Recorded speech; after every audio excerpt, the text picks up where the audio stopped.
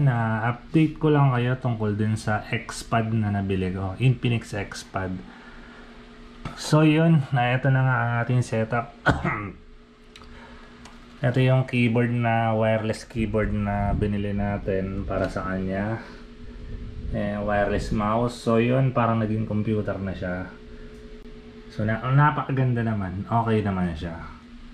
Pero may isang problema.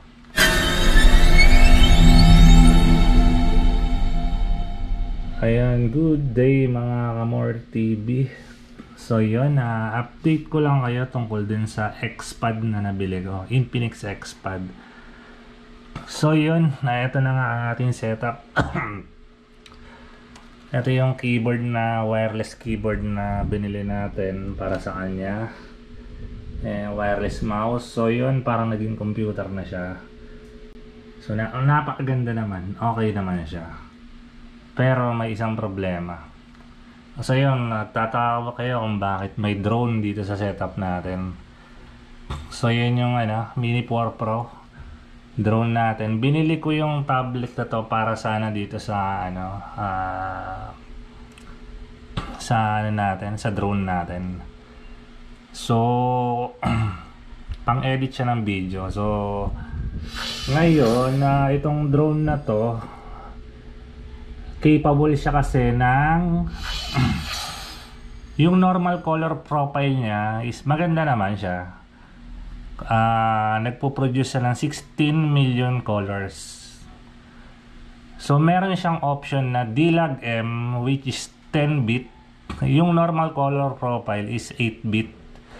So capable siya ng 10-bit na D-Log M na mayroong 1 billion colors. So mas maganda sana yun.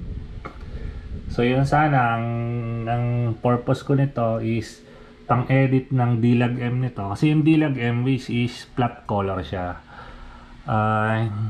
Kung hindi mo siya ipaprocess is matamlay ang kulay niya. So pag pinrocess mo siya gamit itong tablet na to at saka yung application na ito, Light Cut, ito. DJI mismo ang nag-provide niyan. So, makokontrol mo yung kulay niya. Mas maganda ang dating sana kaysa sa normal color profile. So, ito na ang problema ngayon. Yung 1080p, kayang-kaya naman niyang i-process sa video editor niya. Ang problema, ito guys. Dito tayo.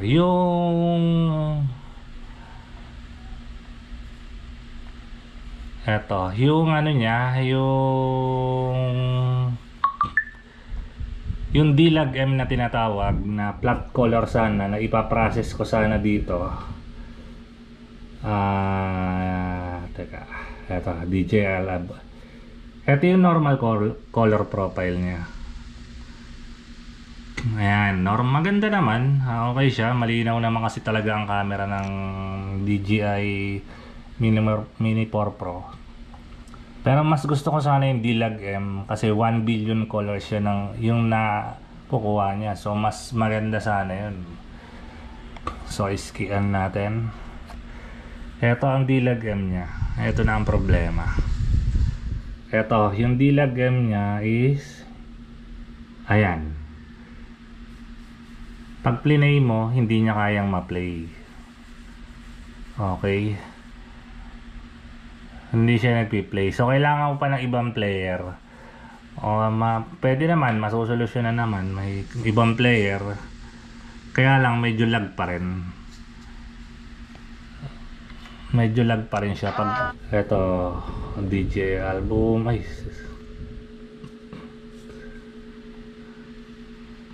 teka asan na ba yan? Ito ay ba't ganito pati mga trash nandito?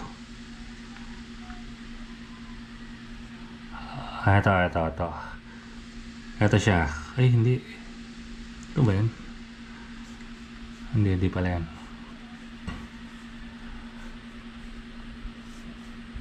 Saan yung ito. Ayan, yan ang Dilag M.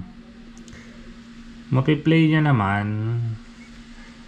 Medyo lag nga lang ng konti. Ayan, medyo lag siya.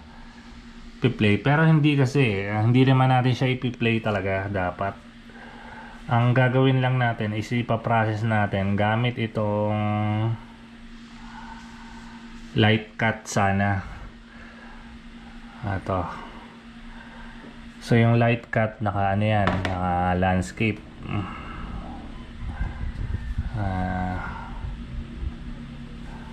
Cancel. So yun, new project tayo kunyari. Ayan hindi siya ma-view dito. Yung normal color profile lang. So pwede naman i-select. Pwede siya, nasa-select naman siya, na-add naman. Ayan siya. Ayan, lag siya. Sobrang lag pag nagpi-play. Sobrang lag niya. Napaprocess naman siya, kaya lang hindi normal eh. Malag siya. Yung 10-bit na Dilag M. So yun lang naman ang naging problema niya. Almost perfect na sana, kaya lang yung 10-bit na Dilag M. Sana maayos to, mapix to gamit yung mapix siya ng software update sana. Sana kayanin ng processor, no? And madali sa software update. So yun lang guys, share ko lang yung naging problema ko. Kung pang siya, araw-araw mong gamit, pang music, pang video, pang type, gaming, mga casual gaming, yung lang, hindi masyadong intensive yung graphics, okay siya.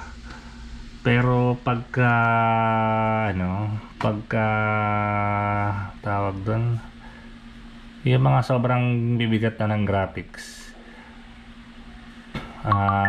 yun, medyo alanganin. So yun lang, sana mapix sa update to. Maghintay ako ng update, sana okay na siya. So yun lang guys, maraming salamat. Sana nakatulong sa inyo tong video na to, sa mga gustong bumili, no? Sana makatulong sa inyo to. So yun, yung drone natin, baka mag normal color profile na lang muna tayo para mas mabilis yung edit. Gamitan na lang natin ng mga filter, pang malupitang filter. So yun guys, maraming salamat. Hanggang sa susunod, paalam. Like and subscribe.